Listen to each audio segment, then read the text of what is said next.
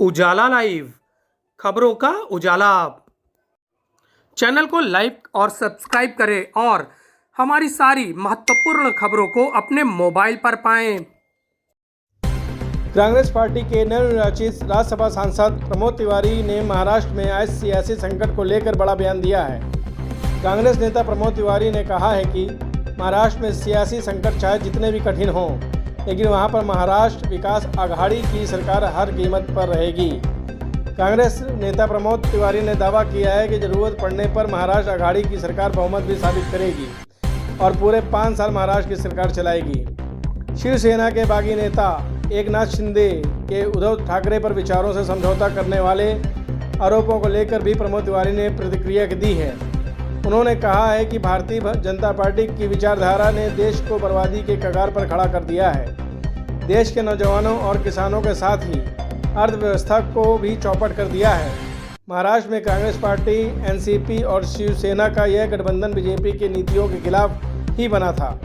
प्रमोद तिवारी ने कहा कि कांग्रेस और एनसीपी पूरी मजबूती के साथ शिवसेना के साथ इस सियासी संकट के बीच खड़े हैं। वहीं राज्यसभा सदस्य के तौर दूसरी बार चुने जाने को लेकर प्रमोद तिवारी ने राजस्थान के मुख्यमंत्री और वहां की कांग्रेस पार्टी के विधायकों की जीत बताया है। मैं 1966 में मैं यहाँ अपनी शिक्षा के लिए आया था। तब से यही मेरी कर्मभूमि है और यहीं का नागरिक होकर रह गया था। मैं अस्थायी रूप से हाईकोर्ट में वकालत करता था। मेरी जन्मभूमि प्रतापगढ़ है। चुनौती बहुत बड़ी थी क्योंकि जो मेरे खिलाफ चुनाव लड़ रहे थे उनके पास मुझसे ज़्यादा वोट थे। वो 30 वोटों पे लड़ रहे थे, मैं 27 पार्टी के वोटों से लड़ रहा था। और उनका विगत इतिहास, जिसका मुकदमा सुप्रीम कोर्ट और हाई कोर्ट में चल रहा है कि उन्होंने कलम बदलवा कर उन्होंने एक जीता हुआ चुनाव कांग्रेस को हरवा दिया था। हम सब सचेत थे, सजग थे।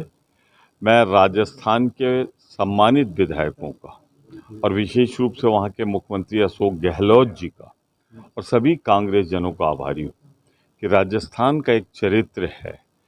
उनका सर कट सकता है लेकिन वो अपनी वायदा खिलाफी नहीं करते। वही उन्होंने इस चुनाव में किया। कहाँ 33 वोट से उन्होंने शुरुआत की थी, 30 पर पहुंच गए और मैंने 27 वोट से प्रारंभ किया था, 41 पर पहुंच गया। तो एक पूंजीपति भी था, एक ऐसी पार्टी भाजपा का समर्थन था उनको जो दूसरों के विधायक तोड़ने में माहिर है। पहली बार उनके विधायक टूटे। जो साझेदारी की जो सरकार थी वो कहीं न कहीं से संकट में है महाराष्ट्र में। मुझे पूरा भरोसा है कि ये संकट क्षणिक, अंत में महाराष्ट्र आघाड़ी की सरकार बहुमत साबित करेगी और ये सरकार चलेगी, पूरा 5 साल पूरा करेगी।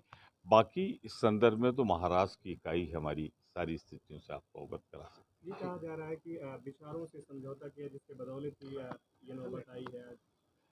विचार क्या है? विचार यही तो है ना कि जिस भारतीय जनता पार्टी ने देश को तबाह बर्बाद कर दिया, युवाओं को, किसानों को, महिलाओं को, यहाँ की अर्थव्यवस्था को, उसके खिलाफ हमने एक गठबंधन बनाया था। यही तो विचार था हमारा।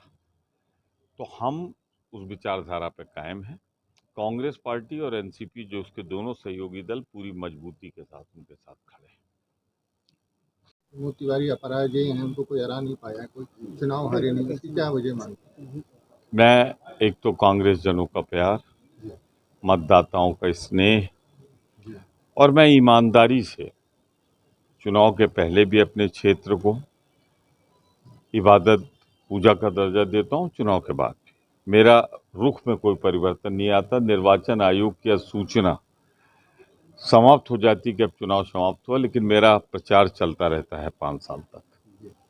जहाँ तक ये चुनाव था, निश्चित रूप से इसमें हम लोगों को पूरी एक रणनीति के तहत लड़े और मैं ये कह सकता हूँ अशोक गहलोत और कांग्रेस राजस्थान की राजनीति, जिसमें मेरा भी सहयोग था, वो ज़्यादा सफल रही। पैसा हारा, पूंजीपति हारा, कांग्रेस का तिरंगा जीता। एक बात जरूर मैं कहूँगा कि अंतरात्मा की आवाज़ पर जो भाजपा का वोट मुझे मिला है, एक महिला का, मैं उसके प्रति भी कृतज्ञता अर्पित करता हूँ कि उसमें इतना साहस था, उसने अंतरात्मा के नाम पर एक पूंजीपति को वोट देने की जगह मुझे वोट दिया।